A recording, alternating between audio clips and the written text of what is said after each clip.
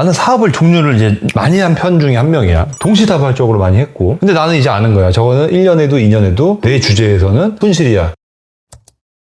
대표님, 대표님이 이제 어르신분들 이야기를 좋아하잖아요. 좋아하는 것 중에 자주 말씀하시는 게 그분들의 이제 뭐 경험이나 가치를 존중하고 배우고 싶다라는 말씀이시잖아요. 그러면은 대표님이 이제 30대 지나오시면서 사업하면서 이걸 했으면 더 좋았겠다. 아니면 30대 때 사업하면서 이건 좀 아쉬웠다. 라는 부분들이 있을까요? 그러니까 너무 내 개인적인 이거 완전 내 진짜 이너서클에 있는 나만의 이야기들이라 공감대가 좀 얻기 어려운 얘기일 수 있는데 일단 내가 아쉬운 거는 내가 조금 더 일찍 30대 초반부터 이렇게 해가지고 금융구조에 대해서 파이낸스에 대해서 내가 좀 더 빨리 배웠으면 회사를 좀 더 빠르게 키우지 않았을까? 라는 생각을 좀 해. 대부분의 사람이 사실 회사라는 게 오너가 같이 열심히 하고 이 돈을 벌어서 좀 더 투자하고 좀 더 키우고 이 순서로 보통 생각하는데 파이낸스 구조에 대한 이해력이 강한 친구들은 보면 좀 어쨌든 이게 자본주의다 보니까 거대 자본이 들어오면 속도가 빨라지는 건 사실이란 말이야. 확장력이나 이런 것들이 빨라지는 거는. 근데 우리나라에 그런 장치들이 생각보다 되게 많더라고. 그런 거는 근데 두드리지 않으면 열리지 않아. 내가 가서 제가 이런 사업을 할 거고 이런 아이템이 있는데 이 정도 돈이 필요해요 라고 계속해서 두드리지 않으면 열리지 않는단 말이지. 물론 내가 열심히 일해서 5억 10억 벌어가지고 이걸 할 수도 있어. 사실 무일푼에서 이 돈을 CD를 만들어서 하는 게 굉장히 오래 걸리잖아. 나 같은 경우는 그게 좀 운이 좋아서 남들보다 조금 빨리 내가 벌어서 빨리 할 수 있었던 케이스인데 조금 그 이상으로 파이낸스를 등에 업고 할 수 있었으면 뭐 투자 유치라든지 이런 것들 그런 걸 좀 얻고 할 수 있었으면 내가 그 정도 돌면서 신뢰를 주고 자금을 옮기고 그 자금으로 더 큰 사업을 하면서 더 빨리 성장할 수 있는 방법이 있지 않았을까라는 생각을 지금 조금 아쉬운 점 중에 하나야. 저는 듣기에는 뭐 파이낸스라는 개념 자체를 아예 잘 모르니까 그러면 이 경험이라는 것 자체가 저희가 자연스럽게 얻게 되는 경험이 아니라 대표님이 말씀대로 직접 두드려야 된다는 그 경험에서 두드려야만 그렇지. 얻게 되는 경험인 거죠. 그러니까 이거에 대해서 눈을 돌리지 않는 사람들은 뭐 예를 들어서 식당한테 되게 잘 돼. 뭐 입소문이 난 맛집이야. 여기서 갑자기 파이낸스를 할 일은 거의 없잖아. 만약 한다 그러면 어떤 상황이냐. 갑자기 내가 프랜차이즈를 이제 해야겠다. 그 순간 이제 하나하나 늘리는 방법도 있지만 또 대규모로 늘리기 위해서 어느 정도 늘렸을 때 회사 일부 지분을 매각한다든지 어떤 비전을 보고 더 큰 투자를 받아가지고 그 돈으로 직영점을 빠바박 늘려나간다든지 아니면 뭐 가맹점을 내는데 마케팅에 막 쏟는다든지 뭐 이런 방법들이 있는데 이게 되게 차곡차곡 가는 방법도 있지만 좀 외부의 힘을 빌어서 가는 방법도 생각보다 많더라고. 그래서 그런 것들을 좀 어렸을 때 알았으면 지금이야 이제 내가 그게 되게 필요한 시점은 아니다 보니까 물론 필요하지만 지금 시점에서 이제 우리가 필요로 하는 건 굉장히 큰 국지야. 굉장히 큰 어떤 베네핏이 와야지만 이걸 서로 수합을 할 수 있는 구조가 됐는데 지금도 스타트업들을 내가 이제 하고 있잖아. 몇 가지 스타트업들을 하고 있는데 여기서는 되게 필요로 해서 이제 하고 있어. 근데 내가 되게 열심히 하진 않지. 왜냐면 이미 회사가 너무 많고 이미 내가 돌아봐야 되는 것들이 많다 보니까 이거 하나에 막 집중을 해서 내가 진짜 막 20대 30대 스타트업 대표처럼 막 열정을 가지고 맨날 IR 다니고 막 투자 추진 해주십시오 막 이럴 수 있는 이제 포지션은 이미 지나왔지. 오히려 내가 그런데 투자를 해야 되는 이제 입장이 됐잖아. 그러다 보니까 그게 좀 아쉬운 것 같아. 그 경험을 내가 못 해보고 올라온 게. 뭔가 마케팅 같은 느낌이네요. 직접 배우려고 하지 않으면 얻게 되는 지식 정보가 한정적이다 보니까. 그리고 내 주변에 이제 이런 금융구조에 되게 해박한 친구들이 좀 있어. 뭐 증권사에서 일을 했던지 아니면 그렇지 않음에도 불구하고 투자자로서 잘 서 있는 친구들이 있단 말이지. 내가 그런 친구들하고 대화를 하다 보면 열등감을 좀 느껴. 진짜 이 친구는 많이 아는구나. 대단하다. 뭐 그런 친구들이 예를 들어 한 친구는 최근에 이제 뭐 음식점 프랜차이즈인데 프랜차이즈가 한 80개 깔린 거야. 그거를 이 친구가 통으로 샀어 지금. 몇 프로 샀다고 그랬더라. 51% 사가지고 한 번에 이제 80개 있는 음식 프랜차이즈의 대표이사가 됐어. 그래서 기존에 있던 이제 창업자하고 같이 해가지고 으쌰으쌰해서 이거를 80개에서 이제 뭐 더 막 늘리는 중이겠지 이제. 그렇다고 그 친구가 그 돈을 모두 다 자기 돈으로 했냐? 그건 아니란 말이지. 그렇죠. 결국 그 친구도 이제 이런 비전을 IR로 만들어서 뭔가 이제 IR을 돌고 해서 사모로 이제 사모펀드라고 하거든 그거를 자금을 모아가지고 자기가 앞장서 GP로서 이제 뭐 투자를 들어가고 사서 열심히 지금 이제 성실하게 키우고 있어. 잘 만들어가고 있고. 창업주한테도 좋은 거고 열심히 혼자 아둥바둥 했지만 많이 한 거지 어쨌든. 70개, 80개를 했으니까. 뭐 인수해가지고 했는데 지금 더 이제 성장이 빨라지고 있으니까 음식 카테고리가 여러 가지잖아. 한 카테고리에서 지금 3위야. 전국에서. 점점 더 크겠지, 그리고. 창업주도 되게 열심히 하고, 그 친구도 되게 열심히 해. 자금 끌어온 능력도 있고. 그러니까 그런 고차원적인 비즈니스를 경험해 볼 수 있는 거는 좋은 것 같아.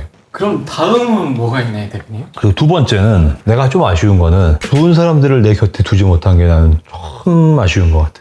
그래요? 물론 너무 많지 지금도. 네. 우리 뭐 대표님들도 너무 좋은 사람들이 많고 우리 뭐 임원들도 너무 좋은 사람들이 많은데 이 숫자가 좀 더 많았으면 내가 좀 더 편했겠다라는 생각을 하는 거지. 다음 스텝을 밟을 때 자원이 어쨌든 한정돼 있잖아 이제. 그래서 이 30대 때 내가 만나서 같이 비즈니스를 하면서 같이 겪어오고 또 그 사람들도 나에 대해서 맞춰오고 이런 것들이 시간이 있잖아. 그러니까 그 시간에서 오는 신뢰는 이제 바꿀 수 없거든. 물론 지금도 내가 좋은 대표님들을 만나고 좋은 임원들을 만나서 그분들을 우리가 좋은 연봉을 주고 모셔올 수 있지. 근데 이것과 내가 어떤 30대를 같이 해왔던 사람들에 대한 신뢰도하고는 좀 천지 차이잖아. 그러니까 그런 게 조금 아쉽지. 그 인적 자원의 리소스가 이제 내가 딱 정해져 있다는 거. 지금 와서 다시 내가 돌아가서 또 10년 동안 만들어 올 수 없잖아. 그쵸. 우리 그 운전 도와주고 수행해주는 친구도 나랑 이제 거의 이제 10년 됐어. 맞습니다. 그 사실 내가 이 친구 옆에서는 내가 차에서 진짜 별의별 통화를 해도 내가 불편하지 않아. 왜냐면 난 이 친구를 믿으니까. 그런 신념이 있어. 내가 이렇게 10년 동안 같이 했던 친구가 예를 들어 어디 가서 내 욕을 하거나 내 어떤 문제가 되는 점이 있다고 하면 그런 걸 뭐 발설해서 내가 문제가 돼 예를 들어? 그럼 그건 내가 그냥 잘못 산 거지. 난 그렇게 생각해. 이 앞에서 내가 막 되게 조심해야 되고 이 친구한테 내가 뭔가 막 보안을 지켜야 되고 이 정도의 사이면 물론 내가 이제 그렇게 해야겠지. 근데 이 친구는 난 벌써 10년이나 세월이 있고 이 친구도 나를 알고 나도 그 친구를 알잖아. 근데 막 뭔가 그 신뢰의 문제가 깨져서 내가 타격을 받아야 되면 나는 그게 받는 게 맞다고 생각하는 편이야.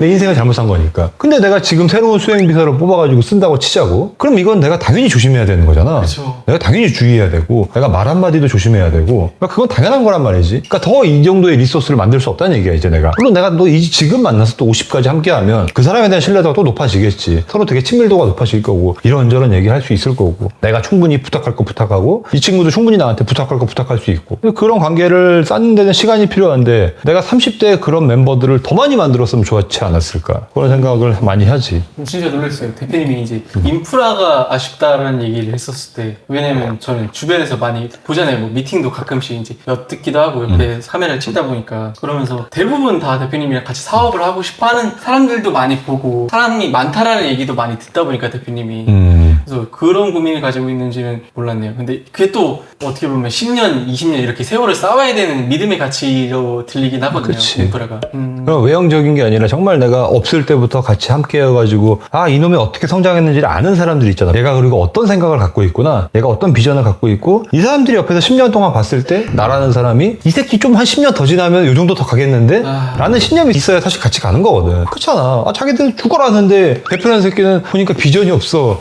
이 새끼 여기가 최고인 것 같아. 그러면 우리가 같이 할 이유가 없잖아. 근데 그 사람들이 봤을 때 10년이나 세월 동안 내가 쌓은 신뢰도가 있을 거 아니야. 그거를 새로운 사람이 와서 만들기는 물론 가능은 하지만 약간 좀 결이 달라. 그래서 내가 이런 사람들을 내가 조금 더 손해보더라도 좀 더 많이 만들어 놓고 좀 더 포진시켜 놓고 했으면 우리가 다음 비즈니스를 갈 때 부서를 이제 회사를 만들어서 대표를 맡길 때 조금 더 편했겠지. 50살까지 그럼 유튜브 하시는 걸로. 그래.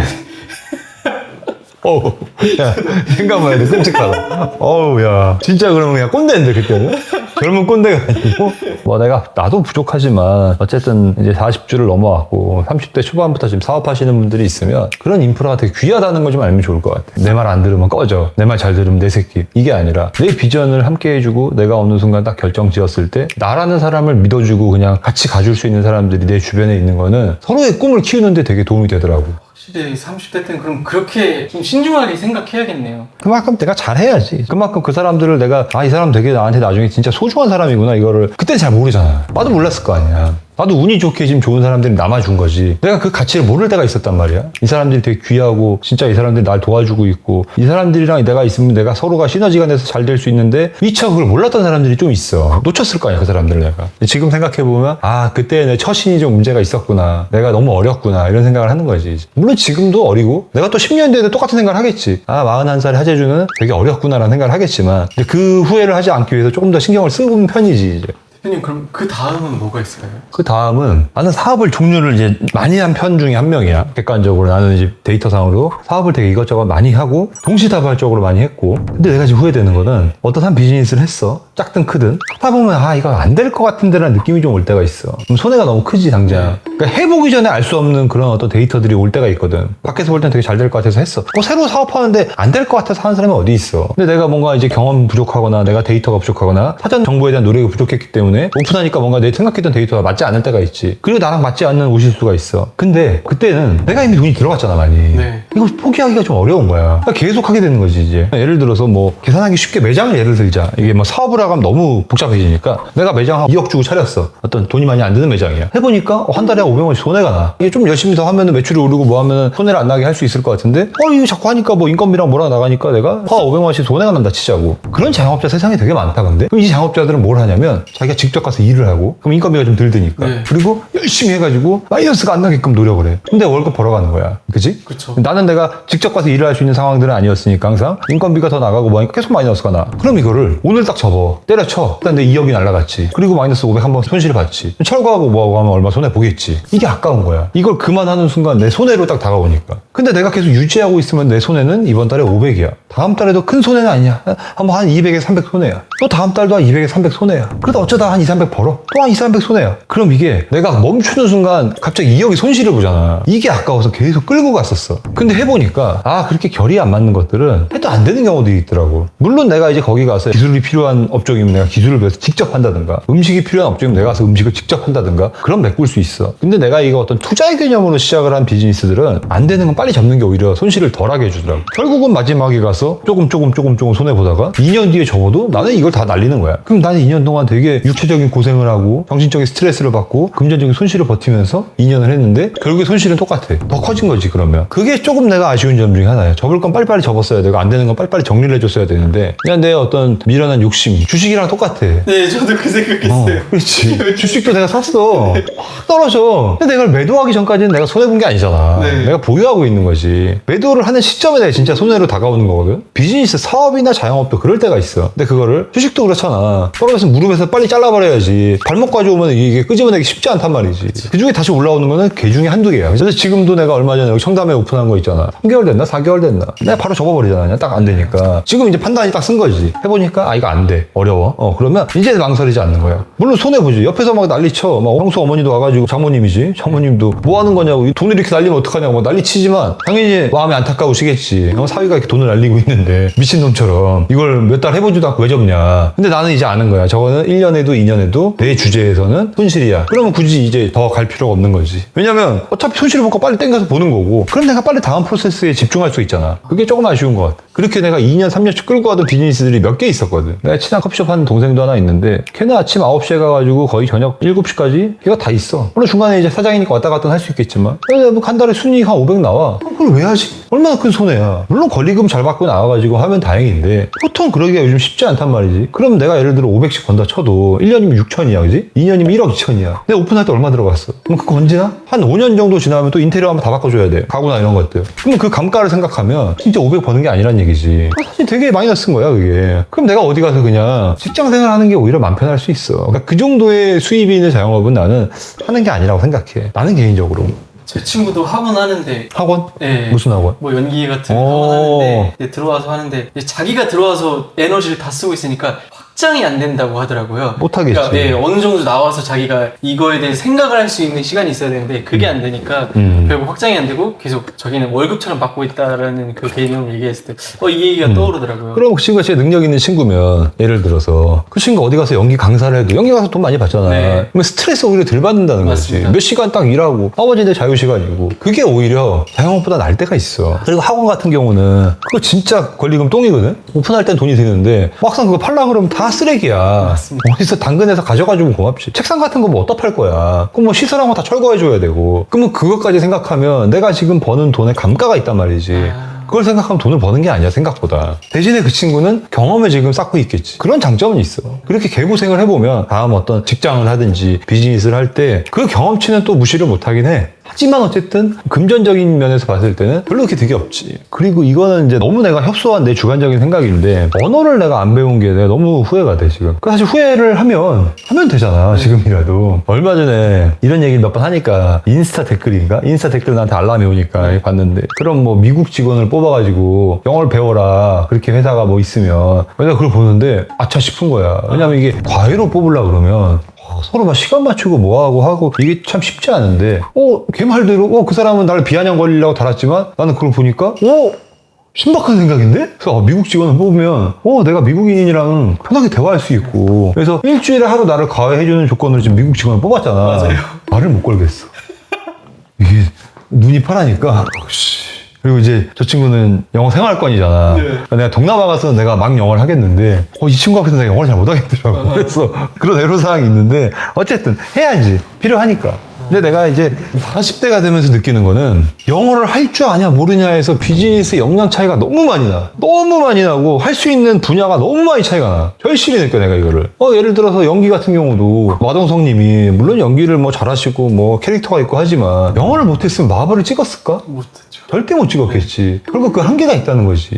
그래서 내가 요즘에도 그 한계를 많이 느끼고 내 주변에서도 보면 영어 하나 잘해서 비즈니스를 좀 풀 수 있는 친구들이 많단 말이야. 기회가 분명히 있어. 이게 그러니까 글로벌 시대이기 때문에 지금은 뭐 지금도 늦지 않았지. 지금이라도 내가 당연히 해야겠지. 하려고 할 때 당연히 해야 되겠지만 30대 때 내가 조금 더 이거를 빨리 했으면 좋지 않았을까. 그때 미국인 직원을 빨리 뽑았어야 되는데. 그 댓글 달아주시면 진짜 감사합니다. 내가 그분 때문에 생각이 전환이 된 거야 이제.